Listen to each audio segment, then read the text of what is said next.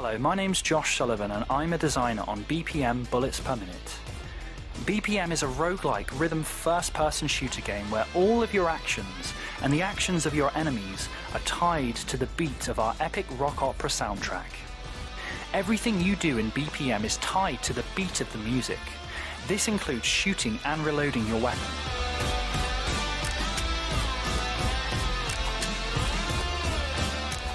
See how satisfying that sounds? Your goal is to reach the end of our procedurally generated dungeons, collecting different weapons, abilities, and items each time you play. These weapons and abilities can radically alter the way you play, making each playthrough unique. As the enemies are also tied to the beat of the music, fighting them can become an epic rhythm battle, making you, the player, feel like you're taking part in the soundtrack itself through your actions. Clearing each room will reward you with loot. The better you handled clearing the room, the better the reward. Each floor has either an armory or a library, where you can buy cool new weapons or find exciting, game-changing abilities that make slaying enemies to the beat even more satisfying. You can also find shops to purchase useful items for your run. Unfortunately, you cannot pet the bird. Maybe next time though. Each floor has its own boss and attacks in a unique way that you must learn to exploit if you want to succeed.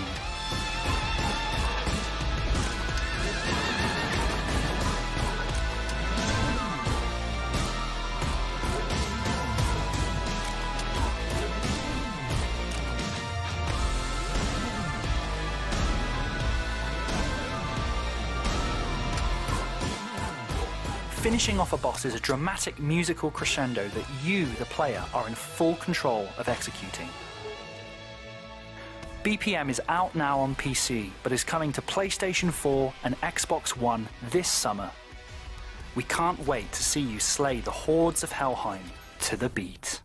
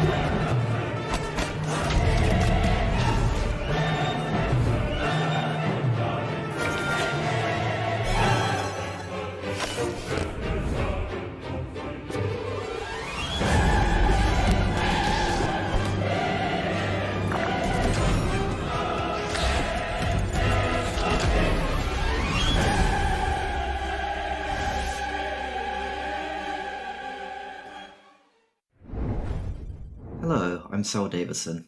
And I'm Hannah Lee, and we are Humble Grove.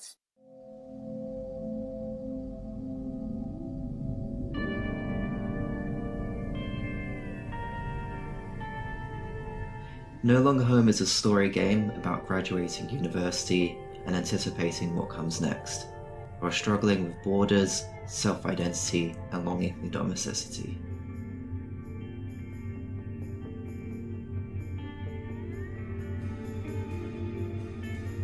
In No Longer Home, you play as non-binary protagonists Bo and Zhao, who are based off Cell and myself.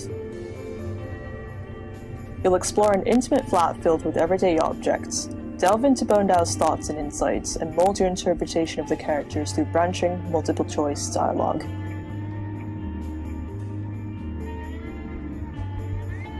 The events in this game are based off our own experiences, and many of the characters and stories are based off people we know in real life. At the time, we were feeling disillusioned with education. Disoriented and not sure what to do next, Bo and Al try to figure out their place in the world.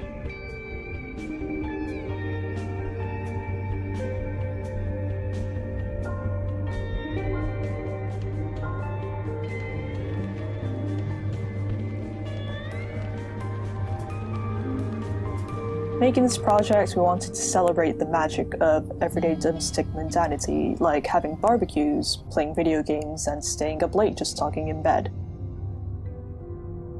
Hannah and I started work on No Longer Home 6 years ago, after we graduated university.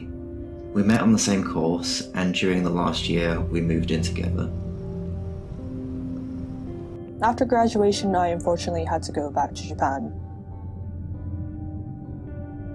How do you say goodbye to a place? We started making No Longer Home as a way to stay in touch, but it rapidly grew as we realized how much we had to talk about and all the feelings we had to process. Thanks so much for watching, everyone. No Longer Home will be launching later this year, so please don't forget to wishlist on Steam.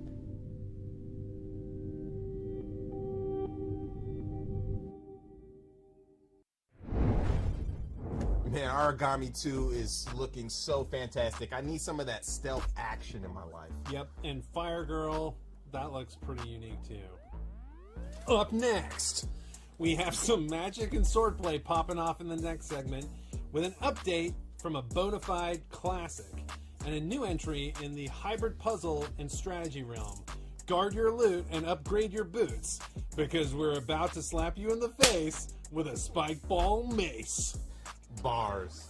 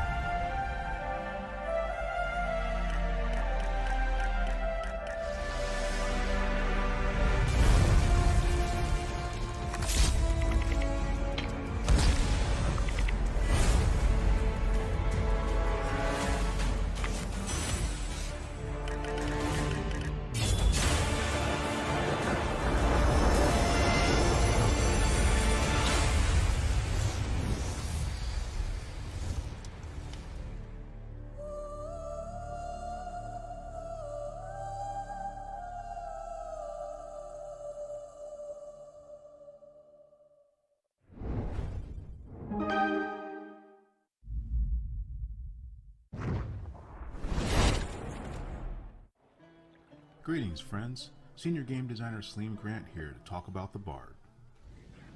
Stylish and flamboyant, the Bard uses the magic of music to defeat their enemies and cure their allies. This twisting of song and magic created a versatile gameplay opportunity we felt was compelling enough to make this our next class. Whether dazzling their enemies with dancing lights, weaving in and out of the fray, or conducting a frenzied symphony of combat, the Bard never shies away from pulling out their instruments to string a few notes together. No matter what is needed, a Bard is always ready to take center stage and perform.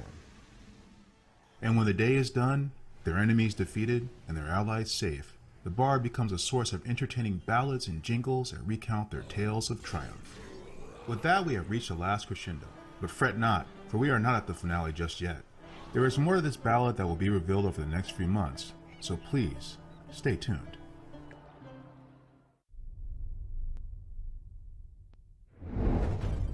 Hey everyone, I'm Miro, a developer from Straka Studio, a small Slovakian-based company that is working on a game called Loot River. Loot River is essentially an action roguelike which is about shifting dungeons around coming to Xbox and PC. And I would like to show you a new gameplay video which shows you the controls of the game, a procedural generation used in the game, shows you some areas, bit of combat, and perhaps a new thing or two that you didn't see in the trail.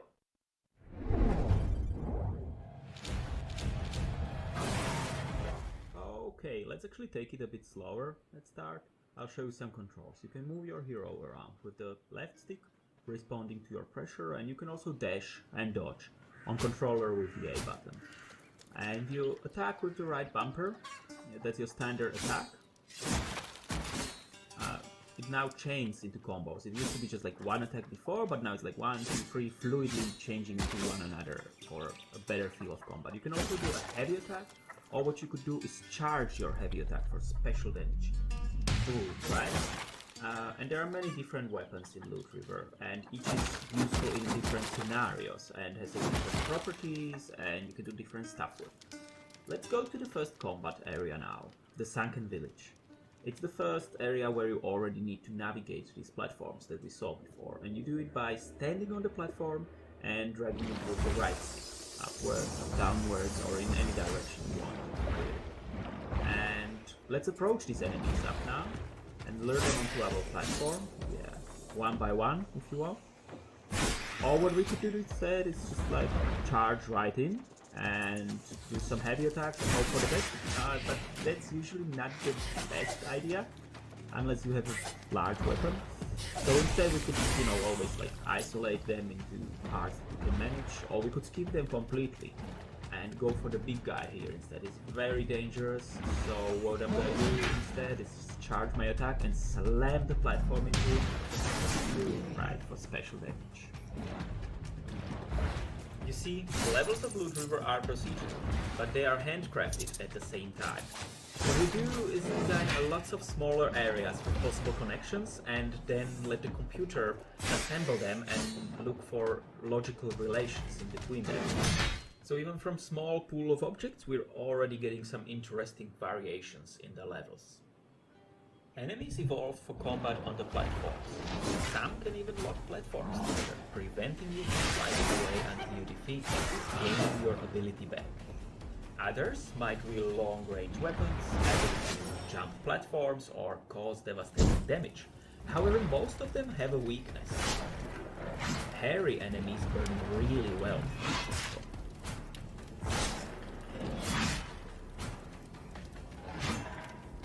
You will visit many interesting places, obtain legendary weapons, meet unimaginable characters, fight them, and ultimately die by your hand.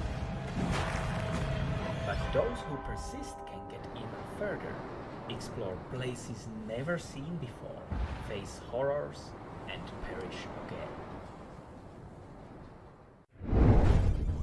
Loot River really has me intrigued. I really like what they're doing with the combat and the Tetris-like platforming elements. So cool. Yeah, and Demon Mirror has really great sound.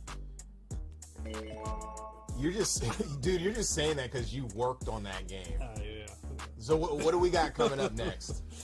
Up next, we have some dark and sinister titles, starting with a physical release trailer of a gorgeous and deadly first-person action runner. Then we're jumping into a spoof on a beloved stealth classic and ending it with an exclusive trailer from our friends at Raw Fury. Let's go.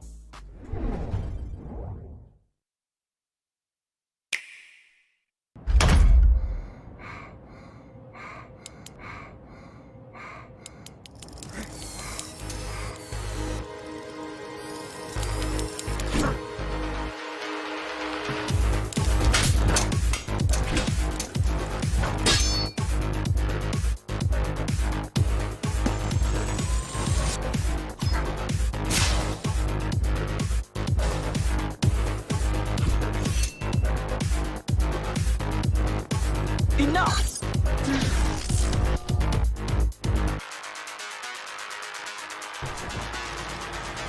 I'll handle things from here on.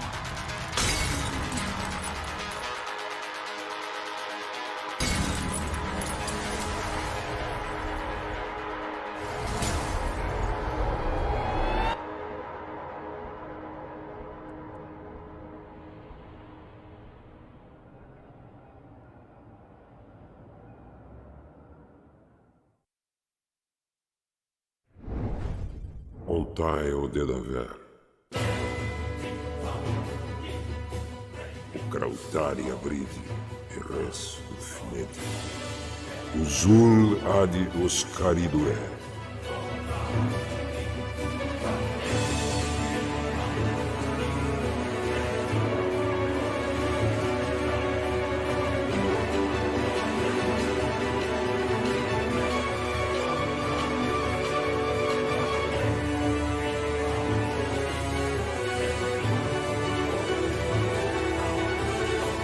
Os mesmos existem como absurda ad interruptum.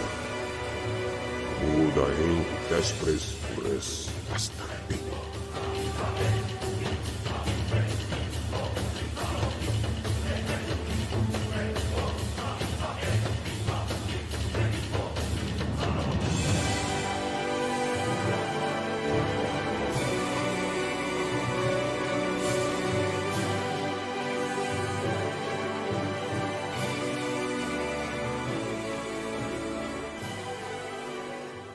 Uzul adi oscaridue.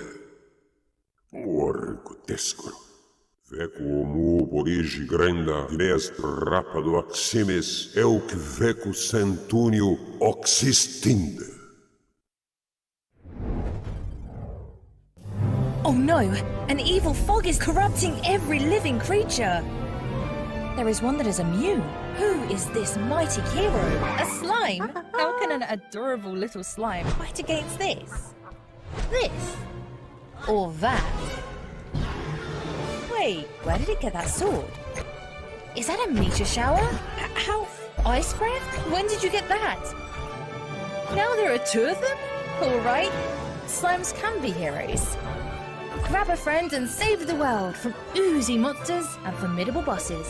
Discover different weapons and create your own magical abilities to express the way you want to adventure in Slime Heroes. Ooh.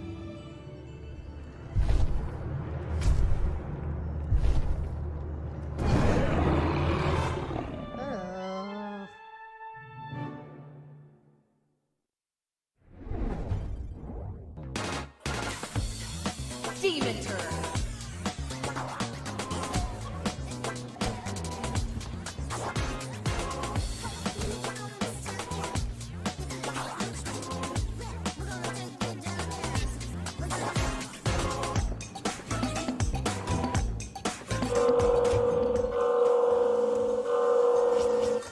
Yep.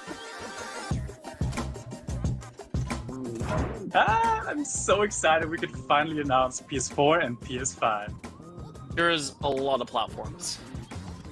Oh yeah, PS4, PS5, Xbox One, Xbox Series X, Nintendo Switch, Steam, Epic Game Store. Oh. Basically, you'll be able to play Demon Turf anywhere. Yep. But what is Demon Turf exactly? Well, Lucy, take it away. Sure. So her goal is to take on the Demon King, who pretty much owns his place. Tall order, right? And apparently he's been challenging her for a while now. Your best friend Midgie is also part of this epic quest. But enough of all that. Let's check out some gameplay, yo! Sizzle real time.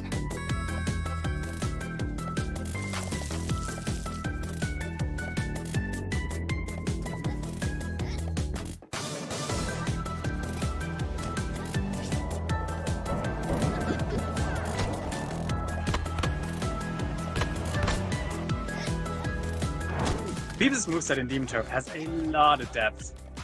Yeah, for sure. It's all about combined moves to feel badass. One of my favorite examples is this tower climb. The different ways you can skip so many parts of it. Things really heat up though once you unlock the turf moves.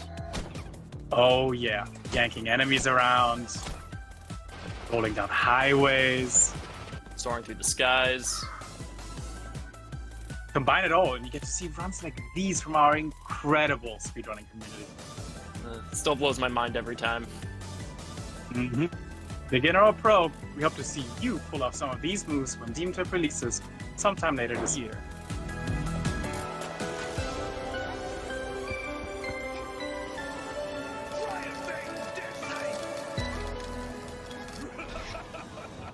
Bring it on.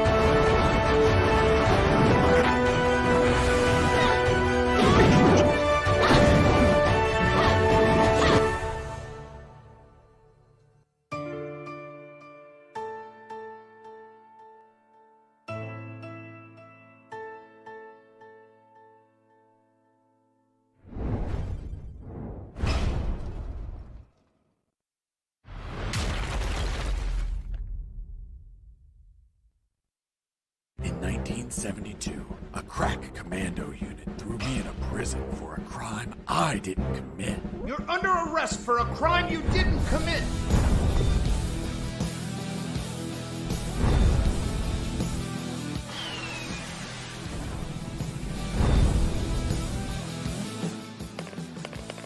Hey, a coin! Hey, buddy, I have no paper. Here you are. You saved my ass, literally.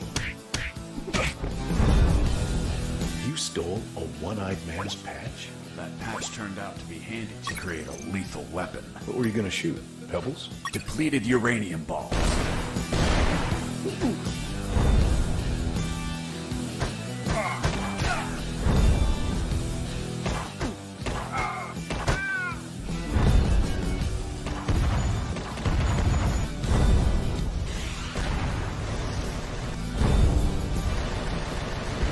The sewer was infested with assassin rats. Felt like I was a huge chunk of cheese. Who's there? Damn cat. Who's there? Another cat!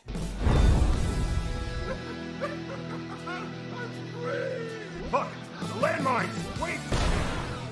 It's kill or be killed.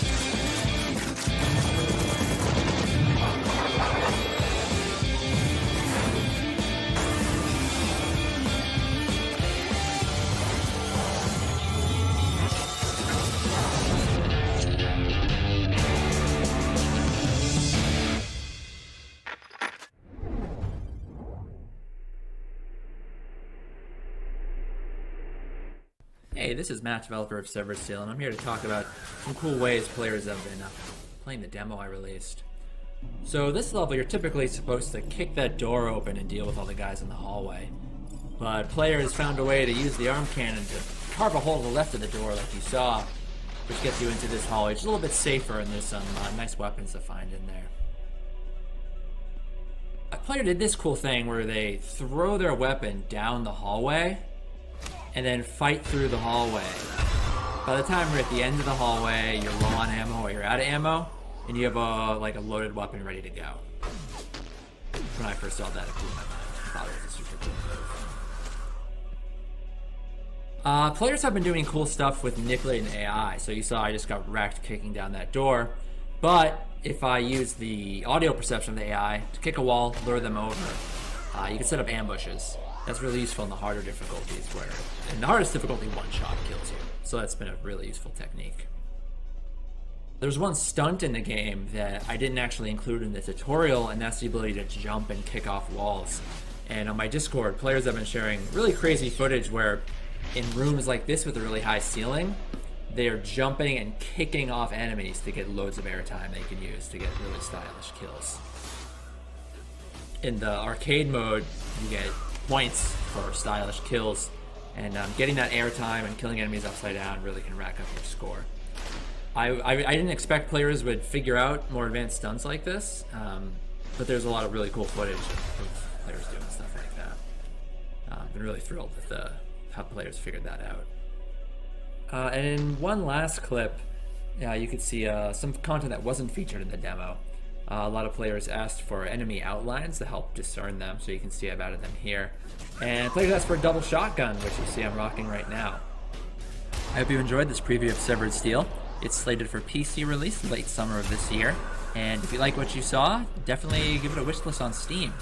If you are a console player, there are also PlayStation 4 and Xbox One releases planned for shortly after PC.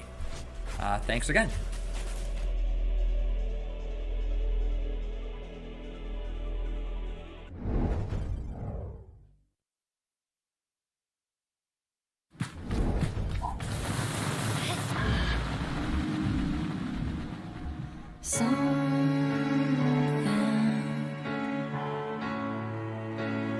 Happens every day.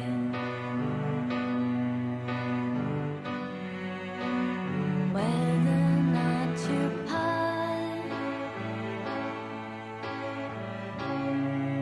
no matter if you wait, but if you're bold and trying to find whatever waits, whichever end you play a part.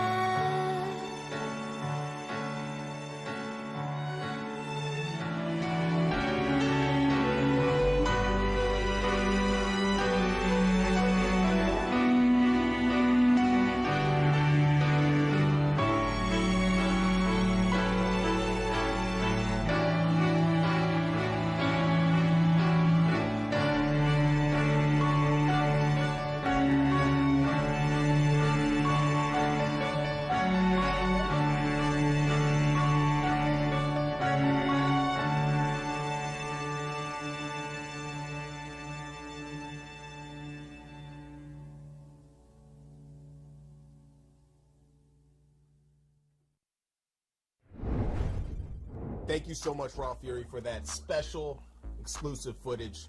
Up next, we have an exclusive reveal for one of the most bloodiest sprite-based action platformers I have ever seen. We will check in on a dark and beautiful pixel art RPG, help clean up a forensic nightmare, and then we are heading to an update from a mystical masterpiece from one of our Best of the Mix 2020 award winners. Grab your hazmat suit, Alex. Oh, why? Because we're about to go in and get grimy. Let's do it.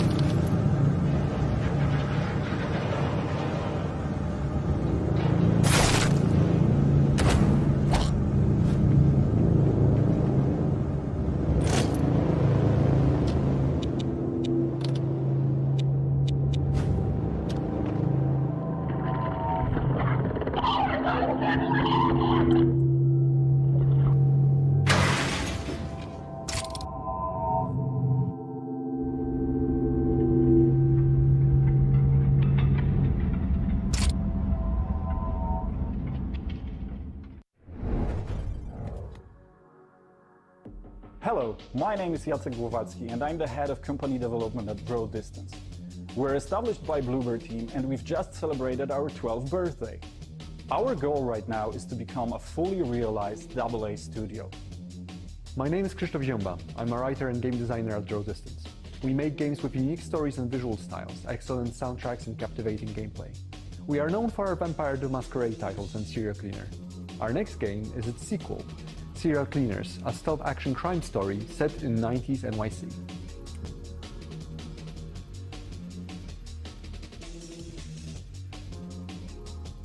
My name is Miki Maika and I lead a team of 30 amazing game developers currently working on 3 different projects.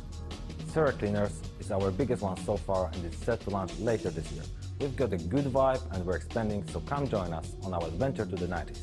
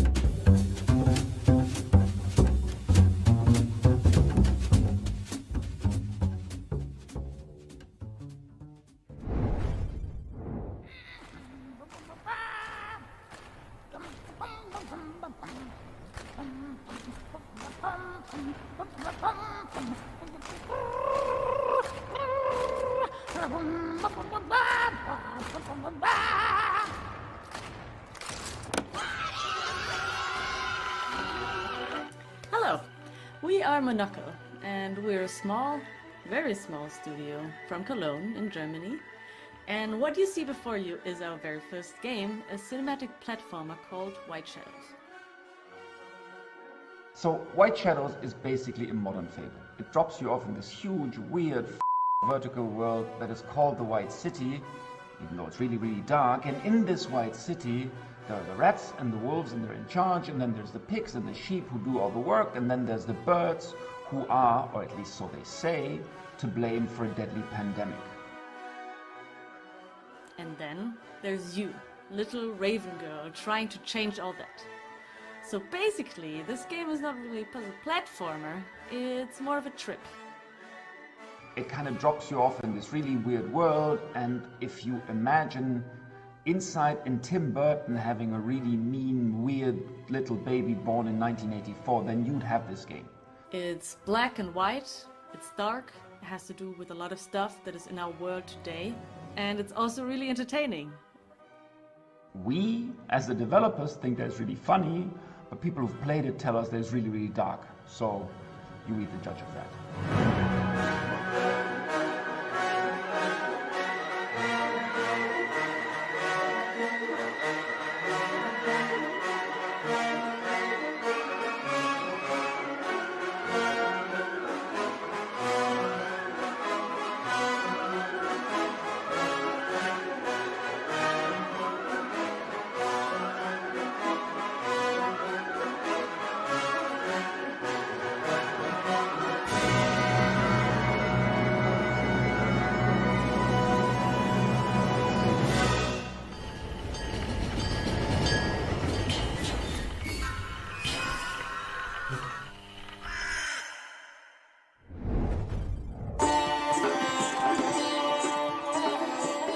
माँ दुर्गा, मुझे आपकी जरूरत है।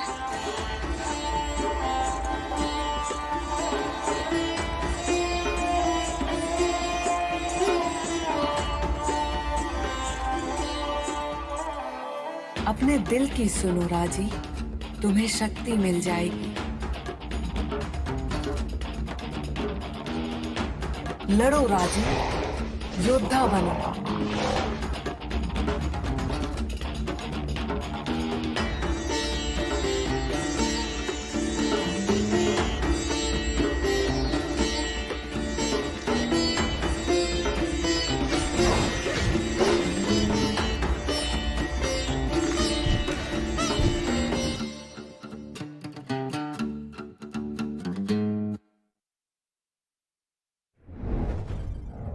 Shout out to Raji. Congrats on winning Best of the Mix 2020. Such an awesome studio out of India, you know.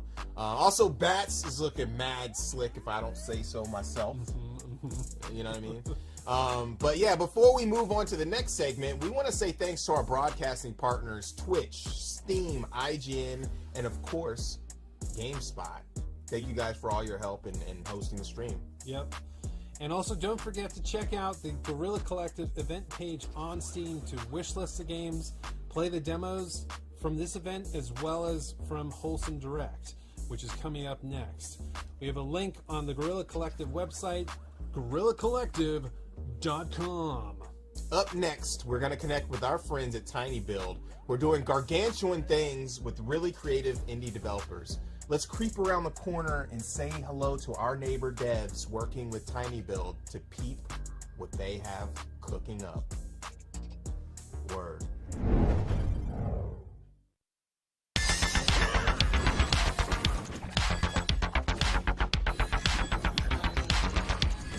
Hello, Meatbag! This is my game, Despot's Game. I will give you a group of puny humans, and you will lead them to the end of the dungeon. If you can get past my cute little robots, zombie wombies, and flesh-eating cabbage wabbages. Despot's Game is a roguelike auto-battler. That means that all the fighting happens automatically. It also means permadeath and randomly generated dungeons. In order to win, your humans will need weapons, or whatever you can find to use as a weapon. Combine different kinds of dumb items to create your own dumb army. Your army needs to be positioned, fed, and genetically modified. Just don't get too attached to your little humans. They'll be dropping like flies. Let me tell you a little secret. If you make it far enough in the dungeon, you'll get the chance to fight other players! You probably think I came up with all this in order to raise a perfect army of mutated humans capable of conquering the universe, right? Wrong. I simply enjoy watching pathetic humans hit each other with refrigerators. You're in Despot's Game now! Config Games bears no responsibility for salty tears, broken keyboards, busted screens, or therapy expenses due to the effects of extended gaming sessions. Not recommended for use by children, pregnant women, or people who have loud conversations on their phones in public.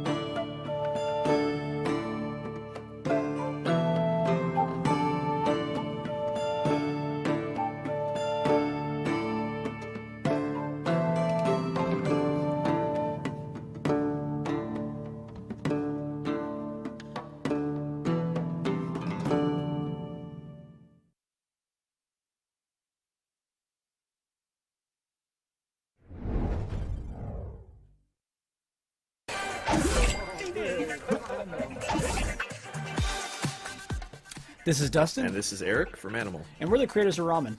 Along with our extremely small team of passionate individuals, we're really excited to get this out to you.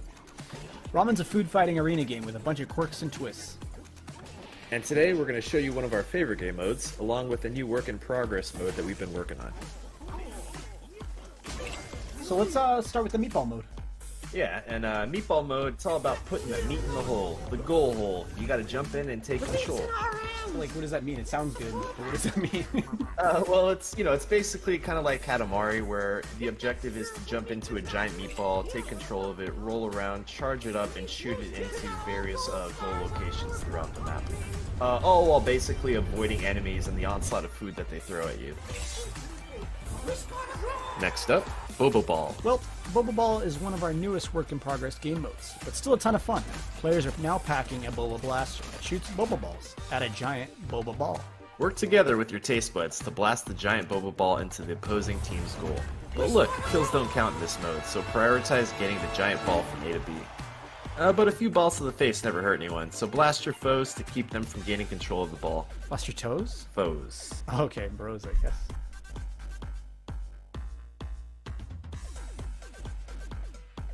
Wait, what's this written down about meat chassis? We wrote that? Yeah, it says, say something about meat chassis. Oh, yeah, the old bag of meat and bones. You know, the players, the soup saviors. Players can customize their character almost however they want within our high-fashion, highly polished configurator zone. Alright, well, within this configurator zone thing, when it comes to fashion, we got you covered with a trunk full of different culinary styles, vibes, and drips. Your soup slinger is yours to design and decorate. Honestly, the world is your oyster. Decorate to your heart's content. Oh, and don't forget your old pop pal. I think it's time we wrap it up here.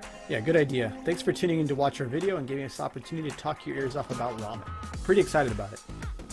Oh, and that being said, be sure to hop into our Discord so you can be part of the playtest and help us perfect the recipe of ramen. Yeah, we hope you get a chance to play. We really appreciate all the support y'all have shown over the course of development. It really means a lot and motivates us.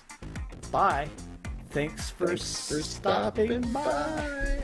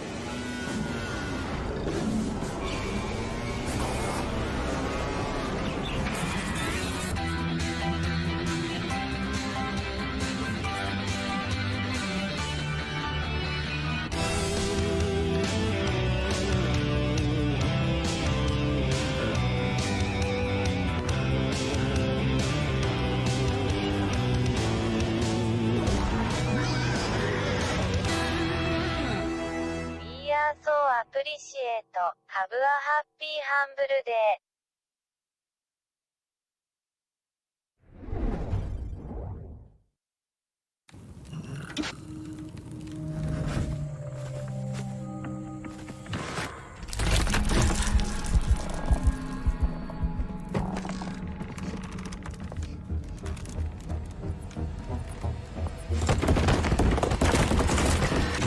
Meet the creepy, AI-driven Mr. Peterson.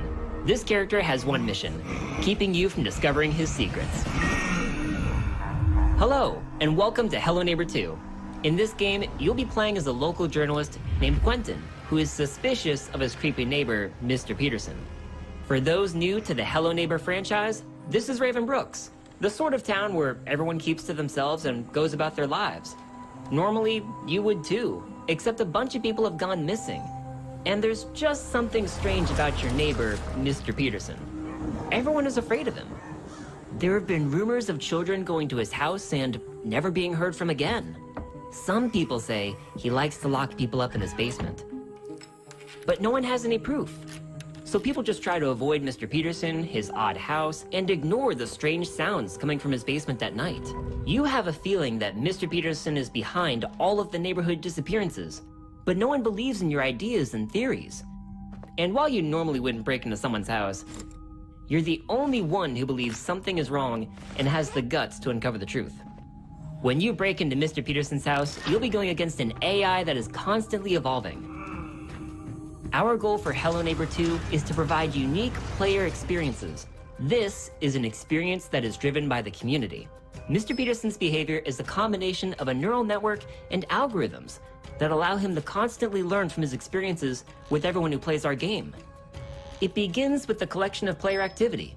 Mr. Peterson takes note of player behavior, whether or not most players are likely to hide in a closet, use a certain escape route, or certain objects. As time progresses and he learns, Mr. Peterson's behavior may change and surprise you. How Mr. Peterson plays in one encounter with you might be different from the next, all due to his encounters with the game's community as a whole. In this way, the community's experience with Mr. Peterson changes over time, allowing for an AI that is developed through community actions, replayability, and great stories of neighborhood shenanigans. But these new experiences go beyond Mr. Peterson. In Hello Neighbor 2, players can interact with all characters in Raven Brooks, and these characters share the same AI core, but behave differently and have their own stories for you to discover. So while you might think you're just playing the game, you're really contributing to the development and improvement of Mr. Peterson's AI. We hope this presentation of our AI and development gives you an idea of what to expect in Hello Neighbor 2. If you'd like to try an early access version of Hello Neighbor 2, you can wishlist the game on Steam and check out our alphas on the Microsoft Store. Thank you for watching, and we'll see you in the neighborhood.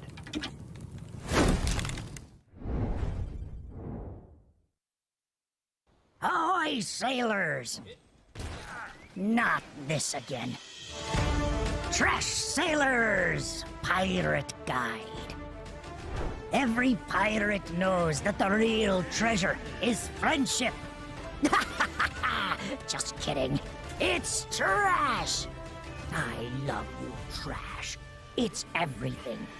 Fuel, building materials, and weapons. Seriously, just stuff in as much trash as you can and let her rip. Just remember, this raft is your only home. Take good care of it, and if anyone dares set foot here, hit them with all you got. Too many greedy lovers want to get their hands on our marvelous, beautiful trash.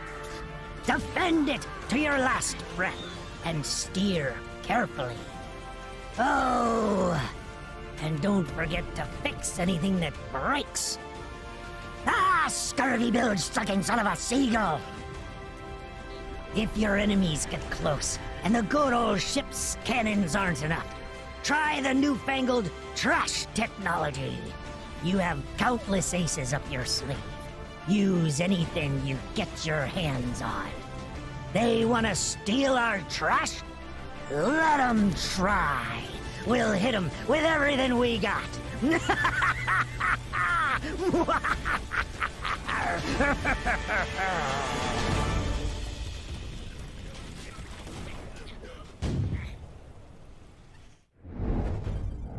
Shout out to Tiny Build. They are producing and publishing some of the most amazing indie titles coming out. Ramen is looking real fantastic. Yep. And for our Guerrilla Collective 2 finale, we're going to head out with an exclusive, humbling conversation that we had with Innersloth, the team behind Among Us, and check in on some fun and upbeat games, as well as take a trip back to the arcade with some fun retro throwback games. And before we finish everything up, we are also going to go to an exclusive interview with our friends at Limited Run Games. Let's rock. Welcome back to the Guerrilla Collective. We have Marcus Bromander and Adriel Wallach from the Innersloth dev team. Super happy to have you guys hopping on the Guerrilla Collective for an interview.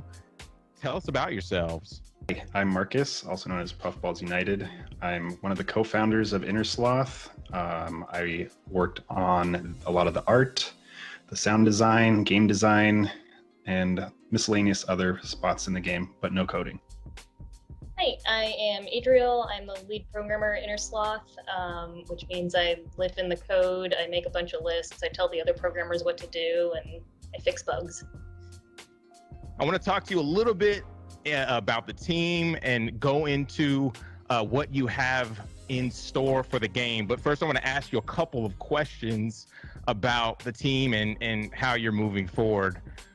So first of all, for people who don't know, where did your studio name Innersloth come from, and who is repping the team?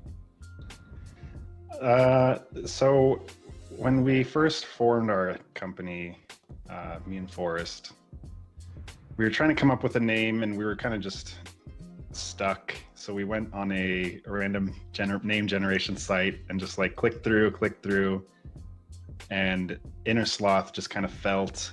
For me, it was like I have the motivation to make stuff, but like the inside of me is kind of lazy, it's hard to get motivated sometimes. So that the sloth really stuck to me there.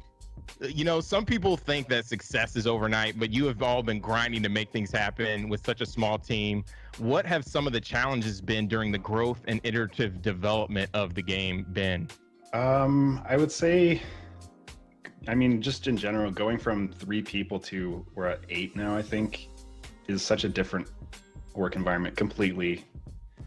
Like getting everyone on the same page is something that's we're still learning how to do. Meetings have to start happening. You can't just tell. I'm used to telling one person and then things go from there, and now I have to make sure to tell everyone, and I have to learn how to write design docs. I can't just have it in my head and tell people. That's dope. And you've been like an integral part of the indie community with helping out early on, you know, with the mega booth, and then really orchestrating Train Jam and been involved in so many projects. How has it, like, I understand how you kind of joined the team. How has it been on the opposite end of, like, you know, communicating with Marcus and everybody on the team? It's been fun. It's been fun to be sort of in that transition from the small team to what is quote unquote the larger team now. Not that 8 is huge or anything, but I was the 5th person, so I was like right at that tipping point from it being small enough where you could just tell one person one thing and then everybody knows everything, to now it's like we have to make sure we're tagging all the right people in our work channels and like getting information out. And yeah, I came on towards the end of last year through a mutual friend who was like, hey, Innersloth needs more programmers, you know, because at that point it was just Forrest as the programmer, and I was like, all right, I'm in. And then yeah, rest is history. But it's been really fun getting to sort of grow the programming team as well and take at least some of the pressure off of Forrest to be the only person doing that kind of stuff and being able to do more output and get things out there faster. So you've had, like, you know, notable celebrities. You've had AOC, just mad people streaming it, and now it's really ingrained into pop culture. What are some of the most surreal, defining moments that have been heartwarming or have left an impact on the team since its original release until now? Just all of the, like, the fan art that comes in, and all the, like, fan animations, like, music videos, remixes, just so much amazing stuff. We have a channel in our Discord that we just post all this stuff, and it's just like empowering, gives us motivation to keep going. You know, you've really been maintaining the life of the game with really interesting updates and drops. What can you share with everyone on Twitch watching during the Guerrilla Collective that is next for Among Us? Yeah, we do have 15 players coming, which means we do need more colors because there's only 12 in the game. And so we're going to add 6 new colors. I don't know if that's been announced, but I feel like we could say that we did at one point have a color named Barf that is not going to be released. So what is that? Like, it's like a speckled yellow or something? Like a greenish yellow. Yeah, imagine mashed up peas, like mashed up peas that you would feed a baby. Wow. Or like the barf emoji, just that color. Yeah. Oh, okay. I for one am disappointed that we don't have Barf in the game, but Me too. I was a big champion for barf. yeah, bring back Barf. So no Barf? No barf. How do you come up with, like, because it seems interesting that you're just talking about, you know, having the Barf colors. How do you come up with, you know, with these these different designs and ideas? The colors are super hard. We're trying to move away from having colors be the main identifier for each character. Cool. So we want to lean more into cosmetics and names. So, but we still want to make them, at least to begin with, make them as distinct as possible. So I have to like pull up all the colors we have and then think about like, look at the color wheel and go, okay, maybe we don't have anything in this little zone. I'll try something here. And I compare them together and it's like, this one does look really similar to blue, or like, I could see this one getting mixed up with purple or something. But eventually we're just gonna have to kind of move away from that and not worry about it as much. It's awesome to have you guys. Thank you guys for, joining us for this. Is there anything that you want to tell the fans? Because there's going to be a lot of people probably watching this who want to know about something straight from the team. I mean, just thank you. That's the one that's just always there. Thank you for playing. Thank you for liking the game. Yeah, that's the same sentiment here. It's great. It's mind-boggling to be working on a game that this many people play and get like such an enjoyment out. Like I get texts from friends who are like, "Oh, my 12-year-old was playing with his friends and was bragging about knowing that his mom knows you," and I'm just like, "Aw." That is awesome. But yeah, thank you so much for joining us. We appreciate it. It's been amazing, and we'll talk to you later. Thank you.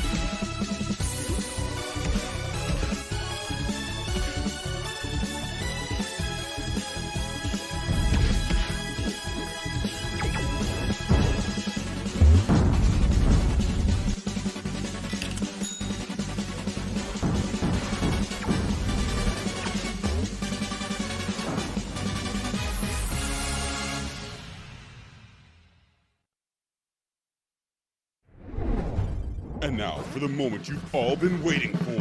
King of the Hat is coming to Steam. King of the Hat is coming to the moment you've all been waiting for. Which means that you can wishlist the game. If you wishlist the game right now, you can win. You can win a washing machine. Success. And if you wishlist the game right now, you can win sticker! Damn. Oh my god! Wow! Which is the game? You might be entered into a contest! You might be able to spin every wheel! Which is the game? Open up Steam, hit the button, do it for yourself! Do it to get back at your enemy! Hit the button and win! King of the Hat, which is the game right now?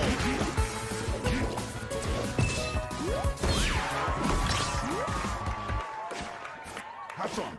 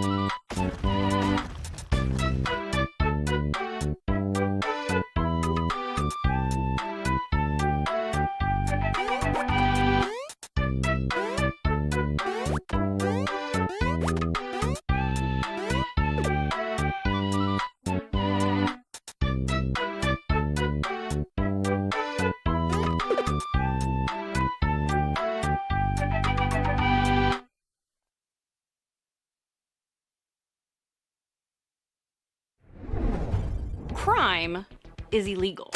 Well, not anymore, thanks to Whitewater Wipeout by Chuhai Labs. Thanks to Whitewater Wipeout, I can finally commit the cool crime of surfing, featuring pure NAR style and conviction. What does that even mean? It's a playdate game. Yeah, Jeff? Yeah, I'm on set. I have no idea what the the script is. No, I'm not gonna hold. I'm Mihoko. I play Whitewater Wipeout.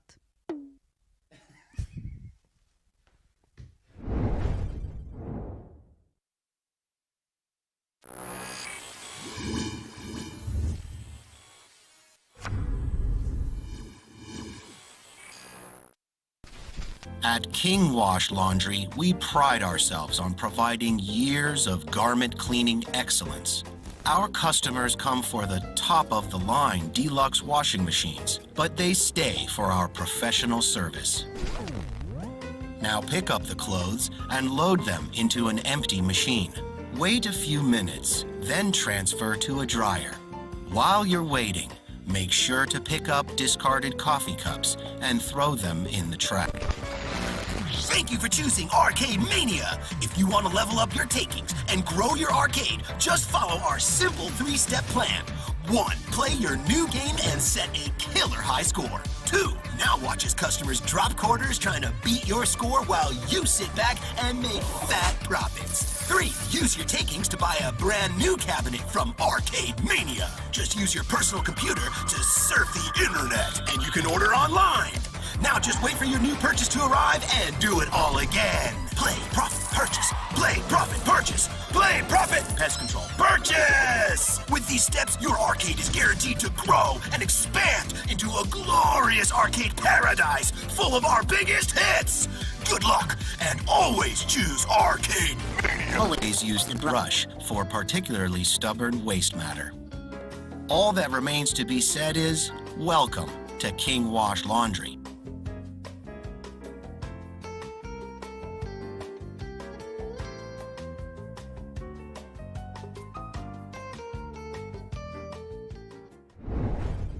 I am here with Douglas Bogart from Limited Run Games. What is happening, Doug? Not much, man. Thanks for having me. Yeah, for sure, man. Like, it's so awesome that Limited Run, has reached its 5-year anniversary. Can you tell the people about Limited Run Games? If folks that aren't familiar with it. Yeah, so Limited Run Games, we I started the company with my co-founder Josh Fairhurst. We started in October 2015 as a response to his dev company, Mighty Rabbit Studios, having trouble staying in business. We were off a big project and we didn't have a whole lot of work to do, so we were like, how do we stay in business? And then his biggest thing was we had one game on Vita called Breach and Clear, and he was like, you know, it'd be cool to at least preserve this game even if nobody wants it, so that way I have some proof that I did something and it's not all digital. So we did that, and we sold the game in October, and it sold out in 108 minutes. And kind of blossomed from there, you know. Got contacted by Epic, Oddworld, WayForward, started really pulling in the partners, and we've done like over, I think like close to 700, 800 individual releases now. That is super crazy, man. Like, what is like one of the highlights of your career in limited run games, or what you've done? Yeah, there's a lot. So we had like a wish list of things we wanted to do originally, and we ended up doing all of those. But like, I'd probably say one of our biggest things is Scott Pilgrim, because that was like one of the founding pillars of what we wanted to do. And then for personally, like working with Suda on No More Heroes was a huge deal for me. Working with John Romero on Sigil, doing Command and Conquer with EA. We've just done a whole lot of cool stuff that I never thought we'd be able to. And I've talked to a lot of heroes I've always had, and it's like, I don't know, oh, the Jay and Silent Bob game is a huge deal for me. Like, you know, without Kevin Smith, Josh and I would never have amended a friendship that we had briefly broken up when we were young. So, you know, what I think is really interesting is just your idea of doing things in that, you know, in a limited quantity. Can you kind of talk about like how, like what kind of different packages that you guys put together? Yeah, so when Limited Run started off, we were definitely very limited, and the reasoning for that was, one, it costs a lot of money and resources to do it, and we didn't want to be stuck with overstock because we can't afford to just sit on a product that takes years to sell out. Yeah, for sure. We started off with limited stuff, and as we got bigger, we decided with Switch, like, hey, we have no idea what the audience is here. Why don't we try open pre-orders? And that worked out really well. And then with the pandemic hitting, we were like, you know what, let's just do this for most of our stuff going forward. And I think the reception's been a lot better. So we're limited in like the amount of time basically now versus the amount of unit, which I think is a better approach because it gives people a chance to get it, and it's not so much that like, oh, I missed out. I mean, people still miss out, but now we work with places like Best Buy, Amazon, and GameStop, and some of our games are available at retail, which is another cool thing for our developers because, you know, as when you're younger, you're like, man, I wish one day my games could be on the store shelf, and now they can. That's so cool. And yeah, then we offer vinyl, we do collector's editions, we do press kits for companies, we do a whole lot of stuff now that's pretty amazing. We're always looking to expand. We're doing the retro stuff like we did for Jay and Silent Bob. Yeah, it's awesome. I'm really happy with the stuff we've been able to do. Pretty much any idea here, you know, if an employee or coworker has an idea, it's like, why don't we run with it and see what happens and just test it out? Because you know what, if you like it, maybe there's an audience for it. You guys have an event coming up. Can you plug it real quick? I think everybody should watch it. Talk about your upcoming releases and stuff. We're doing our own E3 presentation called LRG3. It's going to be on June 14th at 4 p.m. Eastern. And we got a whole bunch of cool games in the lineup that we're excited about. The show's being produced by one of the gentlemen from Mega 64 on his own. So it's got the same similar humor. And I don't know, we just watched actually the draft of the video, and it's really funny, and I'm kind of shocked actually that it came together so well. That is so awesome. I hope everybody could check that out, you know. Where can we find you, more information about limited run games and everything that you guys are doing? Yeah, go to our website, limitedrungames.com. There's a mailing list option. Our Twitter, we update frequently at Limited Run Games. We have a Twitch channel, which is twitch.tv/limitedrungames. Pretty much any website you go to, just add /Limited Run Games. You might find us. I think at one point we even had like a Tumblr account, so we were everywhere. Yeah. Maybe a Pinterest account. I don't know. Dope. Well, thank you so much, Doug. It's awesome to see you guys flourish. Happy 5th anniversary, and everybody go check out LRG3, right? Yep. Thank you so much. For sure. Talk to you later. Later, man. The Inner Sloth team was so humble, and they've had such a great journey. Congrats to them. Also, Limited Run Games coming up on their 6th year. They've been 5 years strong, working with indie developers to get their games out in a limited capacity in a physical kind of space, So many great games and devs that have blessed the Guerrilla Collective this year. Shout out to them, and thank you guys for joining us. Yes, and be sure to check out the Guerrilla Collective event page on Steam, where you can learn more about these games, buy the games that are available now, or add the games to your wish list for the games that have not been released yet. Wish lists help, so do it. I've said it before, and I'll say it again.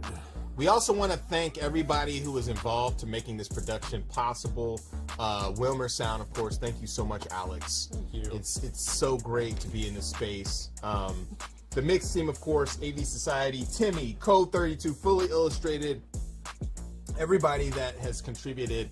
Also, thanks once again to our sponsors and broadcasting partners for their support. GameSpot, Twitch, IGN, and Steam. You guys are awesome for hosting the stream. Also, we want to shout out to our sponsors, Good Shepherd, Humble Games, Tiny Build, PlayStation, Xbox, Kickstarter, Razer, Astro Gaming, our fellow devs and publishers, Two Awesome Studio, Akupara Games, All In Games, Goblin Studio, Graffiti Games, Head Up, Hype Train Digital, Neon Doctrine, Raw Fury, Thunderful, and Whitethorn Games. That wraps up the Guerrilla Collective 2. Such a fun time with developers worldwide and awesome partners. Thank you for joining us. We truly appreciate it. Yes, and before we head out, we're going to show the Wholesome Direct trailer and come back with our friend, Jenny Wyndham. Stay tuned.